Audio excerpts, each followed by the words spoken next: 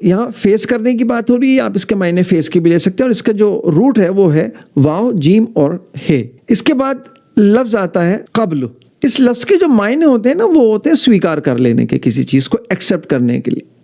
اگر آپ کسی چیز کو فالو کریں گے تو اس کے پہلے اس کو آپ ایکسیپٹ کریں گے، تو یہاں اس کے معنی نکلتے ہیں ایکسیپٹ کرنے کے، ایڈمٹ کرنے کے، کسی چیز کو ایڈمٹ کرنا، ریسیو کر لینا، اس سے سہمت ہو جانا، اگری کر لینا۔ اور جو میں سمجھ پایا ہوں اس لفظ کے معنی، کچھ آیتوں کو پڑھنے کے بعد جو مجھے محسوس ہوا، اس قبل کے معنی جس کے معنی قبلہ کے لیے جاتے ہیں، جب یہ لفظ قبلہ بنتا ہے تو قبلہ کے معنی ہوتے ہیں آئیڈیالوجی کے، وچار دھارا کے۔ وہ ہے نا ایک بات ہے کہ اے رسول، نہ تو یہ تمہارے قبلے کی پیروی کریں گے اور نہ تم ان کے قبلے کی پیروی کرو گے۔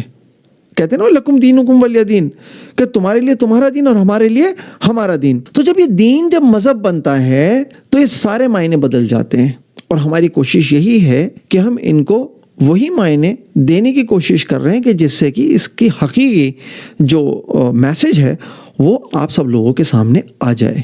سورہ یونس کی جو 87 آیت ہے، اس 87 آیت میں موسیٰ سے کہا گیا ہے کہ تم جو ہے مصر میں کچھ گھروں کو اپنا آئیڈیالوجی کا جو سینٹر ہے وہ بنا لو، مطلب کہ لوگوں کی جو تربیت کرنی ہے جو اس کے لیے، تم مصر میں جو ہے کچھ گھروں کو قبلہ بنا لو اور پھر وہاں صلاۃ ادا کرو۔ تو آپ دیکھیں گے صلاۃ کے معنی جب نماز ہوتے ہیں تو پھر موسیٰ کے پاس تو پہلے سے نماز تھی نا، کہ یہ کہا جا رہا ہے کہ ان گھروں کو قبلہ بنا لو، گھروں کو قبلہ بنا لو۔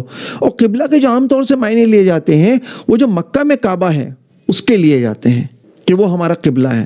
ہاں ہو سکتا ہے اگر آپ ایک آئیڈیالوجی کے اوپر آپ پوری قوم ٹکی ہوئی ہے تو وہ سب کا قبلہ ہو سکتا ہے، لیکن اگر اس کو آپ قبلہ کہتے ہیں، اس کعبہ کو قبلہ کہتے ہیں اور وہ آپ کا آئیڈیالوجی کا سینٹر ہے، تو میرا پھر سوال ہے کہ پھر مسلمانوں کے اتنے سارے فرقے کیوں ہیں؟ عام طور سے تو 73 فرقے کہے جاتے ہیں، لیکن مجھے لگتا ہے کہ شاید اس سے کہیں زیادہ فرقے ہوں گے۔ ایک آئیڈیالوجی کا سینٹر ہونے کے باوجود آپ اتنے فرقوں میں کیسے بٹ گئے؟ آپ کو تو ایک کلمہ ہے نا، لا الہ الا اللہ محمد رسول اللہ، پھر آپ رسول کو چھوڑ کے، اللہ کو چھوڑ کے کن فرقوں میں کس کے پیچھے چل پڑے؟ یہ سوچنے والی بات ہے، کیونکہ جب آپ بڑھ جاتے ہیں تو آپ کمزور پڑ جاتے ہیں، پھر سب آپ کے اوپر حاوی ہوتے ہیں۔ تو جو قبلہ ہے وہ ایک آئیڈیالوجی کا سینٹر ہے، آپ کی ایک وچار دھارا ہے۔ رسول کی تو ایک آئیڈیالوجی تھی اور سارے رسول اسی آئیڈیالوجی کو لے کر آئے، کیونکہ قرآن میں آیت ہے کہ ہم رسولوں کے بیچ میں کبھی بھی فرق نہیں کرتے۔ ہم رسولوں میں فرق نہیں کرتے، رسولوں میں فرق کرنا جائز نہیں ہے۔ اس کو قرآن آپ کو منع کرتے کہ آپ رسولوں میں فرق کریں۔ تو سب رسولوں کا پیغام ایک، اور سب رسول جب آئے تو انہوں نے آنے کے بعد وہی پیغام دیا جو محمد صلی اللہ علیہ وسلم نے دیا۔ تو پھر آپ اتنے فرقوں میں کیسے بڑھ گئے جبکہ آپ کا قبلہ ایک ہے؟ تو اس کا مطلب آپ کا قبلہ ایک نہیں ہے۔ قبلے کے معنی ہوتے ہیں آئیڈیالوجی کے، وچار دھارا کے۔ آپ سب کی وچار دھارا اگر ایک ہے تو آپ یونائٹ ہو جائیں گے، اور اگر آپ کی وچار دھارا ایک نہیں ہے تو پھر تو وہی بات، پوری دنیا میں اسلام آج کس حال میں ہے آپ ہی جان سکتے ہیں۔ تو یہ جو اب اس کے اندر لفظ آتا ہے کہ اپنی گردن کو کبھی ادھر کر لیتے اور کبھی ادھر کر لیتے ہو، یہ تم نیتی اپناتے ہو نا، قبلہ، کبھی تمہارا قبلہ یہ ہو جاتا ہے، پھر کبھی تمہارا قبلہ یہ ہو جاتا ہے۔ یہ پتہ کہاں ہوتا ہے؟ یہ راجنیتی میں ہوتا ہے، پولیٹکس میں۔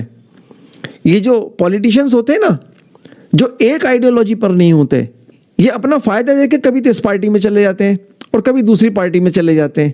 وہ کہتے ہیں نا بے پیندی کا لوٹا یا تھالی کا بینگن، اس کے لیے یہ لفظ یہاں پہ جو ہے مناسب لگ رہے ہیں کہ کبھی تمہارا قبلہ مشرق کی طرف ہو جاتا ہے، کبھی تمہارا قبلہ مغرب کی طرف ہو جاتا ہے۔ مشرق اس لیے کہتے ہیں کہ وہاں سورج چڑھ رہا ہوتا ہے، چڑھتے سورج کو سلام کرتے ہو، کبھی اپنا فائدہ دیکھتے ہو کہ دوسری طرف ہے تو پھر تم اس طرف ہو جاتے ہو، اس طرف کے ہو جاتے ہو۔ یہ اچھی بات نہیں ہے، کم سے کم کسی ایک جگہ تو ٹکو۔